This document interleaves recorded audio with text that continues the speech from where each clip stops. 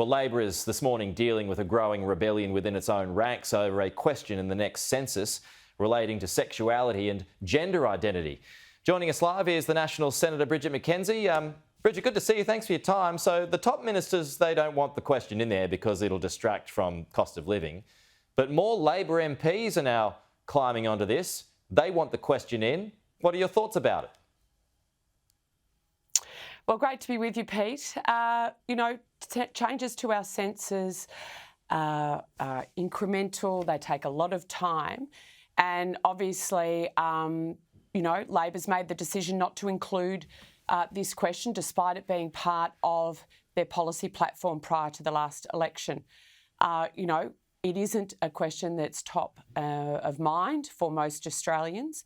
There are other ways to collect this type of data, but it's interesting to see Labor tearing itself apart over these type of cultural issues when Australians are actually struggling to pay their mortgage and their rent and the other fixed costs of their households at the moment. Yeah, look, I mean, the government was heavily criticised during the Voice referendum about not focusing on the main issue, that being cost of living. So do you feel like it's learnt its lesson there?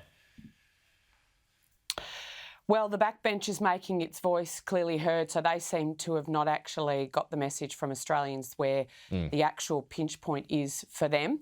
And I think that's a real concern and sort of is endemic of this Labor government. You've got today in the Australian, one of their most sensible pro-industry ministers, Madeleine King, trash-talking BHP and our mining industry about not getting on board with their 1970s industrial relations agenda.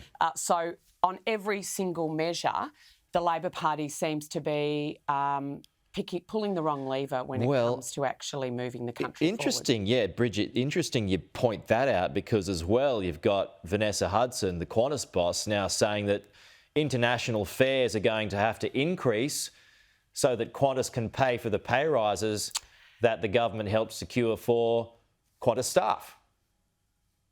Absolutely. So when you look at when those industrial relations measures were brought in, the Labor Party the government got a lot of advice about the negative impact that they were taking us back over 4 decades to an industrial relations system that wasn't going to increase productivity. And in a globally competitive environment such as Qantas actually operates in, they need to have those increases in productivity alongside wage increases so that the business can stay profitable and keep people employed and also obviously give great wage outcomes. The lack of tying productivity increases to wage increases is the problem. Those issues were raised at the time, and now you've got businesses insolvency, you've seen the economy getting quite soft more generally, which is an issue for employment. And so I think business is rightly pointing out what's wrong with the government's more broader agenda.